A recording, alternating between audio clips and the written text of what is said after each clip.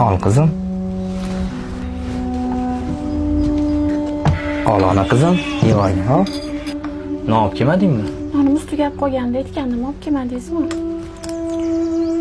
Mayli, borni yeveramiz unda.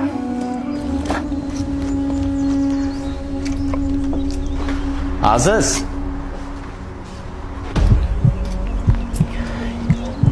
Ijara haqqiga Bahrom akam keldilar-ku. Assalomu alaykum Bahrom aka. Alaykum assalom. Sizimsiz? Yaxshi keldingiz? Ha, rahmat. Ukam uy ijara haqqi nima bo'ldi? Telefon qilsam ko'tarmaysan.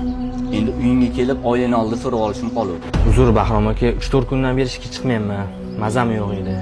Hozircha mashi pul olib turing, xudo xolisa yaqin kunlarda qilib beraman qo'yganimni. Bu puling shuncha hisob qo'yganda uylarni yig'ishtirib kaltni ursga borgin, tushundingmi? Xo'p.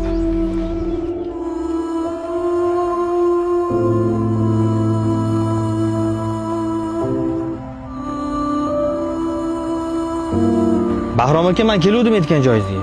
Bo'ldi, ofisga chekiraver. Xo'p. Kiring.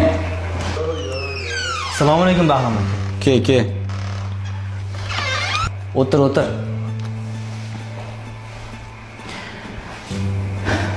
Yaxshi keldingmi? Rahmat. Kalt topib keldingmi? Kalitni bersam boradigan joyim yo'q. O'zi uyni ijaraga olganingga 2 oy bo'ldi. Lekin pulni to'lov bera olmayapsan. Shunga kaltni topshirib qo'yib qo'y.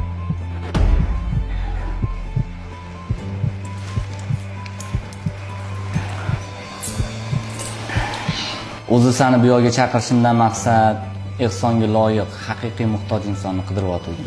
Shu muhtoj inson yonimda ekan, bilmayman. Shu yangi 2 xonali uyni senga topshirmoqchiman.